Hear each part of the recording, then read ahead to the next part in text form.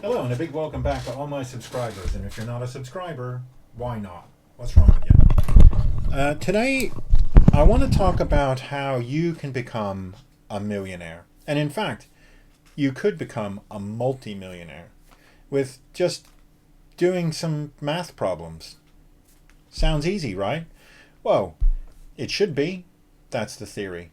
But it's not actually that easy to make $1 million. So let's just look at what it actually takes to make $1 million doing some mathematics. In order to celebrate mathematics in the new millennium, the Clay Mathematics Institute of Cambridge, Massachusetts established 7 prize problems. Now, the prizes were conceived in order to record some of the most difficult problems which mathematicians are grappling with at the turn of the century, and to elevate the consciousness of the general public to the fact that in mathematics the frontier is wide open and there are a lot of important and unsolved problems, and to emphasize the importance of working towards a solution of some of the deepest, most difficult problems, and to recognize the achievements in mathematics of historical magnitude. Now, the prizes were announced at a meeting in Paris held on the 24th of May in 2000 at the Collège de France. And one of the ones that were announced I want to discuss with you today. And that is the Birch-Schwinnerton-Dreier conjecture. Now, I'm going to really screw up a lot of people's names and things here, so bear with me. But this conjecture is named after 2 mathematicians, Brian and Peter, and relates to the number of rational points on an elliptical curve. Now,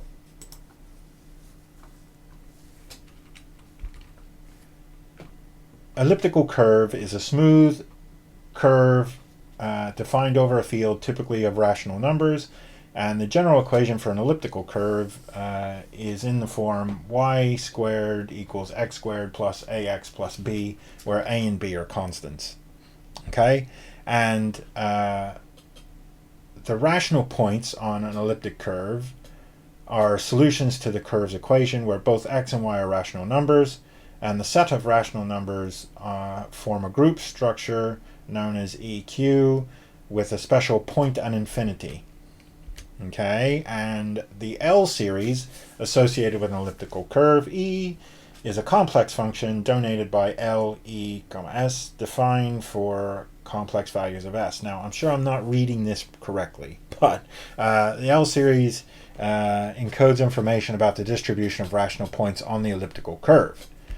Now, the conjecture, proposed independently by Brian and Peter in the early 1960s, suggests a connection between the structure of rational points and the analytical behavior of the L series, and specifically that the rank of EQ, which is the size of the group of rational points, is related to the order of vanishing in the L series. Now, you can read a lot more about this on the Clay Mathematical Problems website, but proof would provide a deep understanding of the distribution of rational points on an elliptical curve. And it is one of the 7 millennial prize problems, and the resolution is worth $1 million. So if you can figure out the solution, either prove or disprove this, then you can get yourself $1 million. Now, a visual analogy of what this looks like is here with a sort of a math plot of the elliptical curve and the L series. Now, this is again part of my series of bad math, and to that effect, I don't actually understand any of this. You might well open this problem and solve it and become a millionaire. And if you do and you didn't know about it before, well, give me a bit, slide me sort of 1% or 2%, you know what I mean? Anyway, but these sort of mathematical problems are still out there. They're still unknown. They're still solvable by not me, but possibly you. I just wanted to do a quick bit in my bad math series about these sorts of problems. Now, I've got no hope of solving this myself. I have not a clue. I don't even understand half the time what they're talking about.